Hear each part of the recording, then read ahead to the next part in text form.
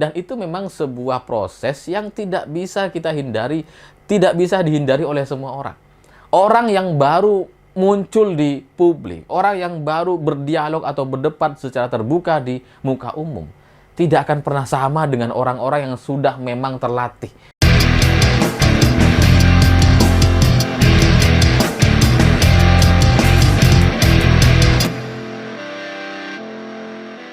Selamat malam semuanya. Dari kemarin saya membaca ada banyak sekali berita yang lucu terkait Prabowo dan Gibran. Karena keduanya seperti saling lempar-lemparan gitu ya.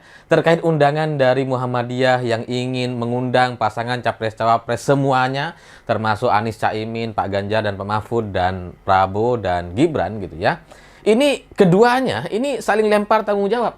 Kalau Anies dan Caimin hadir, kemudian Ganjar dan Pak Mahfud hadir tanpa drama gitu ya. Tapi Prabowo dan Gibran ini saling lempar-lemparan. Prabowo bilang, oh ini ada acara tanggal sekian gitu ya. Dan kemudian Muhammadiyah harus ngundur. Oke, kita undur gitu ya. Oh, tanggal sekian juga nggak bisa. Bahkan ketika sudah ditetapkan, sudah disiapkan acaranya dan sebelumnya katanya sudah deal. Oke, pasangan Prabowo Gibran akan hadir gitu ya. Tapi di jelang-jelang hari H, ternyata Gibran juga membatalkan. Dan dari beritanya, ini lucu gitu. Karena ketika ditanya sama wartawan, oh saya ada acara, nanti yang datang Prabowo. Sebelumnya, TPN bilang bahwa, wah kayaknya Prabowo nggak bisa hadir, mungkin nanti Mas Gibran. Jadi keduanya nih sama-sama takut gitu, saling lempar-lempar tanggung jawab gitu. Kamu aja, kamu aja. Tapi dari sini memang harus kita akui bahwa yang namanya dialog publik atau debat atau tanya jawab secara terbuka gitu ya. Ini memang adalah sebuah acara atau panggung yang sangat-sangat dihindari nampaknya oleh pasangan Prabowo Gibran gitu. Karena keduanya memang kerap absen gitu. Sebelumnya Prabowo tuh pernah diundang di acara apa itu kemudian dia nggak hadir gitu ya. Dia tuh hanya hadirnya tuh cukup di acara deklarasi gitu. Kalau deklarasi hadir, nggak ada acara. Gitu. Acara kementerian diundur, diganti-ganti gitu. Kalau acara deklarasi. Tapi kalau acaranya adalah dialog publik, tanya jawab, atau debat terbuka, wah menghindar-menghindar itu. Itu kalau bisa, KPU itu bisa digugat aja gitu ya, supaya nggak ada debat. Karena kalau ada debat ini pasti banyak sekali blundernya gitu. Data-datanya pasti banyak yang salah, banyak yang miss. Dan itu yang kita bisa lihat dari Prabowo dari tahun 2014 dan tahun 2019 lalu. Makanya kemudian gitu ya, pasangan ini tuh apa ya, kalau kayak Prabowo itu kan sering ditanya apa, jawabnya apa ya kan. Atau kalau sudah nggak mampu, itu langsung tuh joget-joget. Supaya apa? Supaya mengalihkan perhatian dan hanya itu yang bisa dia lakukan. Karena itu khas Prabowo. Ditanya apa, jawabannya nggak nyambung, diakhiri joget. Gitu kan. Tapi dari sini menjadi lucu gitu ya. Karena sebelum-sebelumnya kan mereka meminta agar Pilpres ini harus adu gagasan. Jangan banyak drama katanya. Ini harus politik yang riang gembira. Katanya kan. Ketika diajak untuk dialog malah nggak hadir lah. Gimana? Diberi panggung malah nggak datang. Malah saling lempar-lempar. Paling ujung-ujungnya kalau kita ngelihat dari jawaban-jawaban Prabowo dan Gibran gitu ya, pasti ujung-ujungnya ya biarkan rakyat yang menilai. Itu jurus ampuh, jurus satu-satunya. Nggak ampuh-ampuh banget sih. Masyarakat sekarang sudah bisa menilai gitu. Kalau dulu mungkin nggak bisa menilai. Sekarang orang udah mulai pinter gitu. Udah mulai mengerti. Oh ini nampaknya ada unsur-unsur kong kali kong.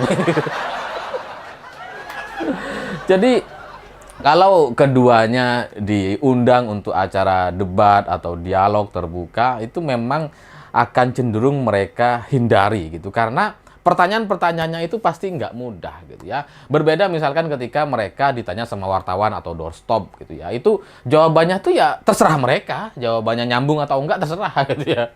Atau mereka bisa menghilang kan. Sementara kalau ditanya sama panelis ya nggak semudah itu, tak segampang itu katanya. Tapi dari sini ini kemudian menjadi lucu gitu. Lucu karena katanya sebelumnya itu kan ada lembaga survei yang menyatakan bahwa aspek intelektual Gibran itu jauh lebih tinggi dibandingkan Pak Mahfud. Masa profesor beneran kalah sama Gibran sih? Yang bener aja. Tapi kalau ngelihat lembaga surveinya itu sudah diborong sejak beberapa waktu lalu, sejak 2 tahun yang lalu kayaknya gitu ya.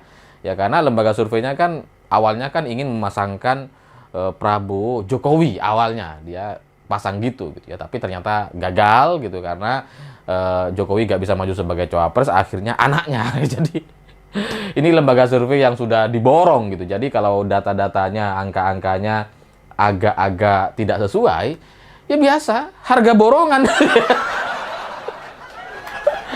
Tapi dari sini, dari acara dialog dan debat atau acara-acara terbuka yang menghadirkan Prabowo dan Gibran, saya kemudian menyadari bahwa yang namanya Gibran ini bukan Jokowi. Gibran ini tidak sama dengan Jokowi. Itu sama seperti AHY dan SBY. Mungkin memang AHY itu anaknya SBY, mungkin dari pidato, gaya bicara gitu ya, itu diatur dan dilatih, bisa. Tapi pada akhirnya AHY bukan SBY, pengalamannya berbeda, pangkat ketika mereka pensiun juga berbeda. Sehingga itu nggak bisa dipaksakan, yang namanya mental, jam terbang itu nggak bisa dipaksakan. Nah, Gibran juga kurang lebih sama. Gibran cuma jadi wali kota 2 tahun gitu. Tidak sebanding dengan Pak Jokowi yang sudah menjadi wali kota 2 periode, kemudian menjadi gubernur DKI Jakarta, dan menjadi presiden Indonesia 2 periode. Itu nggak akan pernah sama. Sehingga dari startnya aja, kalau kita mau bandingkan start awal gitu ya, Jokowi itu sudah 2 periode di Solo dan jadi gubernur DKI Jakarta 2 tahun. Sementara Gibran cuma wali kota Solo 2 tahun.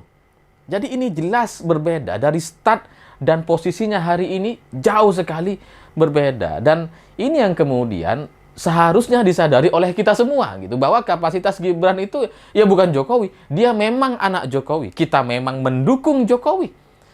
Tapi kalau Gibran yang disuruh jadi cawapres, dia bukan Jokowi. Ini 2 orang yang berbeda gitu ya.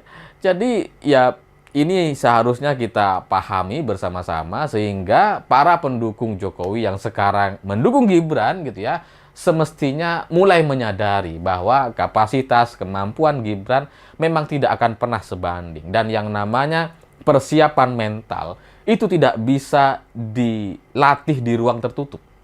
Karena kalau kita ngelihat Gibran, mimik mukanya, ekspresinya, dan jawaban-jawabannya, nada-nadanya gitu ya, suaranya, itu kerap bergetar gitu ketika dia menjawab, kayak ragu-ragu banget gitu.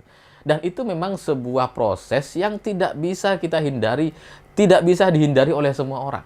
Orang yang baru muncul di publik, orang yang baru berdialog atau berdebat secara terbuka di muka umum, tidak akan pernah sama dengan orang-orang yang sudah memang terlatih.